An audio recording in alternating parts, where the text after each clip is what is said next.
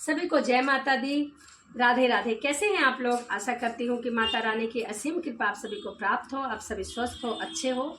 इसी कामना के साथ आज हम सुनेंगे दुर्गा सप्तशती की कथा अध्याय 1। तो चलिए हाथ में पुष्प और अक्षत लेते हैं और मन में माता रानी का ध्यान करते हुए कथा को सुनते हैं। महर्षि ऋषि का राजा सूरत और समाधि नामक वेश्या को देवी की महिमा का बताना। महर्षि मार्कंडेय जी बोले, सूर्य के पुत्र सार्वनिक की उत्पत्ति की कथा विस्तार पूर्वक कहता हूँ, सुनो। सार्वनिक महामाया की कृपा से जिस प्रकार मनवंतर के स्वामी हुए उसका हाल भी सुनाता हूँ। पहले सवारोचित नामक मनवंतर में चैत्रवंशी सूरत नाम का एक राजा था। सारी पृथ्वी पर उसका ही राज्य था। वह प्रजा को अपने पुत्र के समान मानते थे और कोल विध्वंसी राजा उनके पुत्र बन गए। दुष्टों को दंड देने वाले राजा सूरत की उनके साथ लड़ाई हो गई। कोला विध्वंसियों की संख्या में कम होने पर भी राजा सूरत युद्ध में उनसे हार गए। तब वह आगे नगर में गए। केवल अपने देश का ही राज उनके पास बचा हुआ था। वह सिर्फ उसी देश के राजा थे, किंतु उनके शत्रुओं ने वहां भी आक्रमण कर दिया। राजा को बलहीन देखकर उनके दुष्ट मंत्रियों ने भी राजा का साथ छोड़ दिया और जो भी खजाना और सेना पर अपना अधिकार कर लिया। राजा सूरत अपने राज्य अधिकार को हार कर शिकार खेलने के लिए बहाने घोड़े पर सवार होकर एक जंगल की ओर चल गए। उस जंगल में उन्होंने महर्षि मेघा का आश्रम देखा। वहां मेघा महर्षि अपने शिष्यों और मुनियों से सुशोभित बैठे हुए थे और वहां कितने ही हिंसक जीव परम शांत भाव में रहते थे। राजा सूरत ने महर्षि मेघा को प्रणाम किया और महर्षि ने भी उनका उचित सत्कार किया। राजा सूरत महर्षि के आश्रम में कुछ समय तक ठहरे। अपने नगर की ममता में आकर्षक राजा अपने मन में सोचने लगे, पूर्व काल में पूर्वजों ने जिस नगर का पालन किया था, आज वह मेरे हाथ से निकल गया है। मेरे दुष्ट और दुराचार मंत्री मेरे नगर की अब धर्म से रक्षा कर रहे होंगे या नहीं। मेरा प्रधान हाथी, जो कि सदा मंद वर्षा करने वाला और शूरवीर था, मेरे वैरागियों के वश में होकर न जाने क्या दुख भोग रहा होगा। मेरा आज्ञाकारी नौकर, जो मेरी कृपा से धन और भोजन पाते थे, सदैव सुखी रहते थे, मेरे पीछे पीछे चलते थे, वह अब निश्चय ही दुष्ट राजा के अनुसरण करते होंगे। मेरे दुष्ट और दुरा आत्मा मंत्री द्वारा व्यर्थ में ही धन को व्यय करने से संचित किया हुआ मेरा खजाना एक दिन अवश्य खाली हो जाएगा। इस प्रकार बहुत सारी बातों को सोचता हुआ राजा निरंतर दुखी रहने लगे। एक दिन राजा सूरत ने महर्षि मेघा के आश्रम के निकट एक वेश्या को देखा। राजा ने उनसे पूछा, भाई तुम कौन हो और तुम यहाँ क्या कर रहे हो? तुम्हारे आने का क्या कारण है? तुम मुझे शोकग्रस्त से दिखाई देते हो, इसका क्या कारण है? राजा ने नम्र वचन सुनकर वेश्या ने महाराज सूरत को प्रणाम करके कहा। वेश्या बोला, राजन, मेरा नाम समाधि है। मैं धनियों के कुल में उत्पन्न एक वेश्य हूँ। मेरे दुष्ट स्त्री पुत्र आदि के लोभ में मेरा सब धन छीन लिया है और मुझे घर से बाहर निकाल दिया है। मैं इस तरह से दुखी होकर इस वन में चला आया हूँ और यहाँ रहता हूँ। मैं इस बात को भी नहीं जानता कि अब मेरे घर में इस समय सब कुशल है या नहीं है। यहाँ मैं अपने परिवार का आचरण संबंधी कोई समाचार भी नहीं पा सकता हूँ कि मेरे घर में इस समय कुशल पूर्वक है या नहीं। मैं अपने पुत्रों के संबंध में यह भी नहीं जानता कि वे सदाचारी हैं या दुराचार में फंसे हुए हैं। राजा बोले, जिस धन के लोभ में स्त्री पुत्रों ने तुम्हें घर से निकाल दिया है, फिर भी तुम्हारा चित्त उनके प्रेम में है। वेश्या ने कहा, मेरे विषय में आपका ऐसा कहना ठीक है, किंतु मेरा मन इतना कठोर नहीं है। यद्यपि उन्होंने धन के लोभ में पड़कर पितृ स्नेह को त्याग कर मुझे घर से निकाल दिया है, तो भी मेरा मन उन्हीं के पास है। मेरा मन कठोर नहीं है। मेरा मन फिर भी उनमें क्यों फंसा हुआ है, इस बात को जानते हुए भी मैं नहीं जान पा रहा हूँ। मेरा चित्त उनके लिए दुखी है। मैं उनके लिए लंबी लंबी सांसें ले रहा हूँ। उन लोगों में प्रेम नाम को नहीं, फिर भी ऐसे निस्नेहियों के लिए मेरा हृदय कठोर नहीं है। महर्षि मार्कंडेय जी ने कहा, हे ब्राह्मण। इसके पश्चात महाराजा सूरत और वेश्य दोनों महर्षि मेघा के समीप गए और उनके साथ यथा योग न्याय भाषण करके दोनों में वार्ता आरंभ की। राजा बोले, हे भगवान, मैं आपसे एक बात पूछना चाहता हूँ, तो आप कृपा करके मुझे बताइए। मेरा मन मेरे अधीन है, इससे मैं बहुत दुखी हूँ। राजा, धनाधिक की चिंता अभी तक मुझ में बनी हुई है और मेरी यह ममता अज्ञानियों की तरह बढ़ती जा रही है। यह समाधि नामक वैश्य भी अपने घर से अपमानित होकर आया है, इसके अपने परिवार ने ही इसका त्याग कर दिया है, स्वजनों ने इसका त्याग कर दिया है, फिर भी इसके हार्दिक प्रेम है इसके मन में। इस तरह हम दोनों ही दुखी हैं। हे महाभागे, उन लोगों के अवगुणों को देखकर ही हम दोनों के मन में उनके लिए ममता जनित आकर्षण उत्पन्न हो रहा है। हमारे ज्ञान रहते हुए भी ऐसा क्यों? अज्ञानी मनुष्य की तरह हम दोनों में यह मूर्खता क्यों है? महर्षि मेघा ने कहा, विषय मार्ग का ज्ञान सब जीव जंतुओं को है। सबके लिए विषय पृथक पृथक होते हैं। कुछ प्राणी दिन में देख पाते हैं, कुछ रात में देख पाते हैं, परंतु कुछ प्राणी हैं जो दिन और रात दोनों में देखते हैं। यह सत्य है। मनुष्य में ज्ञान प्रधान है, किंतु मनुष्य ज्ञानी नहीं होता। पशु पक्षी आदि सभी ज्ञानी होते हैं। जैसे यह पशु पक्षी ज्ञानी है, वैसे मनुष्य भी ज्ञानी है, और जो ज्ञान मनुष्य में है वैसे ही पशु पक्षियों में भी है। अन्य बात भी दोनों में एक जैसी पाई जाती है। ज्ञान होने पर भी इन पक्षियों की ओर देखो, यह भूख से पीड़ित अपने बच्चों को अपने चोंच से भोजन करा रहे हैं।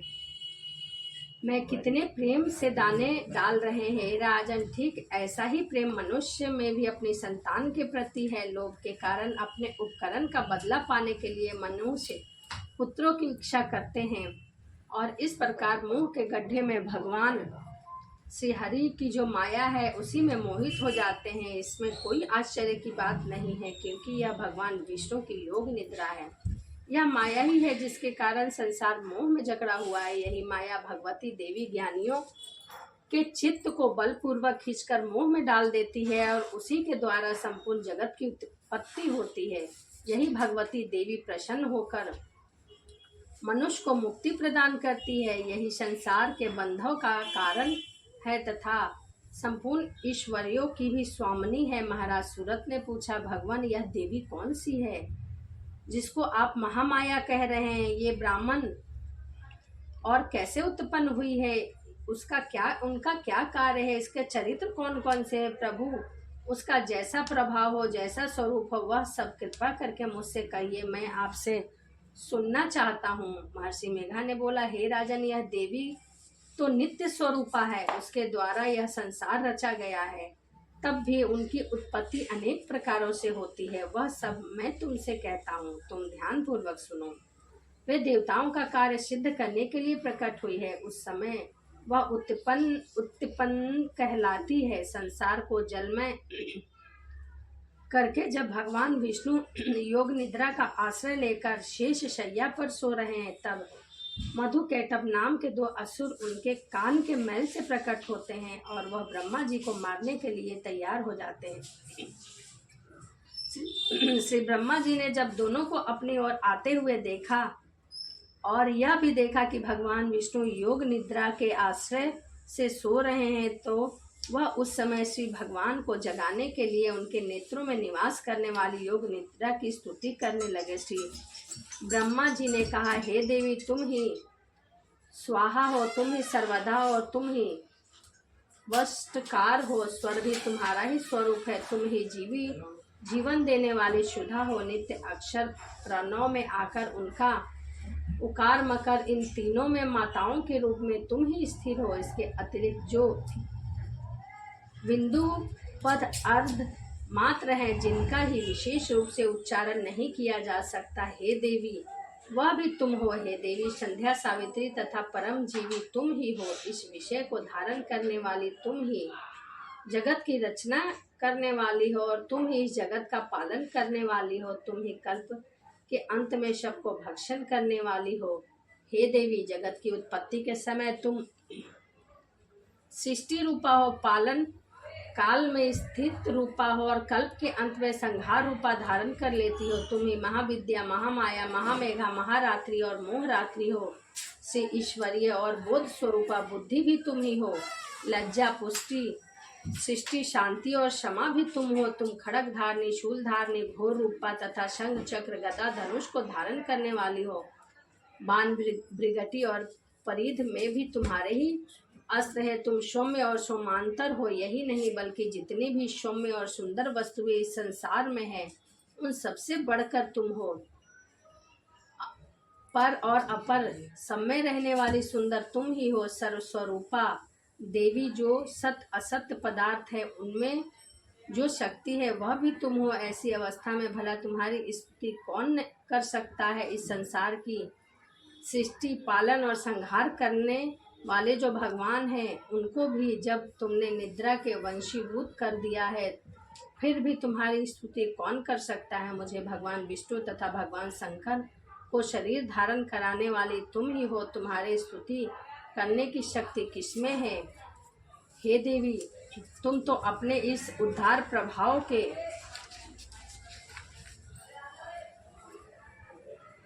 कारण ही प्रशंसनीय हो। मधु और कैटभ जो भयंकर असुर है उन्हें भी मुंह में डाल दो और श्री हरि भगवान विष्णु को भी जल्द जगा दो और उनमें इनको मार डालने की बुद्धि भी उत्पन्न कर दो। महर्षि मेघा ने बोला, हे राजन, जब श्री ब्रह्मा जी ने देवी से इस प्रकार स्तुति करके भगवान को जगाने तथा मधु और कैटभ को मारने के लिए कहा तो भगवान श्री विष्णु के नेत्र, मुख, नासिका, बाहु, हृदय और वक्ष स्थल से निकलकर श्री ब्रह्मा जी के सामने प्रकट हो गई। उनका ऐसा करना था कि भगवान श्री हरि तुरंत जाग उठे। दोनों असुरों को देखा तो वह अत्यंत बलवान और पराक्रमी थे और क्रोध के मारे जिनके नेत्र लाल हो रहे थे वह ब्रह्मा जी का वध करने के लिए तैयार थे।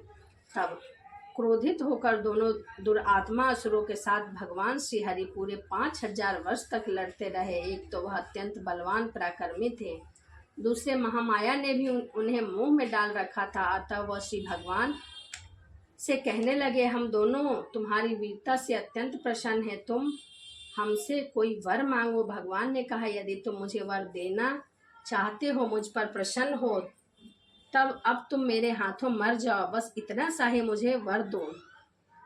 यहाँ दूसरे वर से क्या प्रयोजन। महर्षि मेघा ने बोला, इस तरह से जब वे धोखे में आ गए और अपने चारों ओर जल ही जल देखा तो भगवान विष्णु से कहने लगे, जहाँ पर जल ना हो, सूखी जमीन हो, वहीं हमारा वध कीजिए।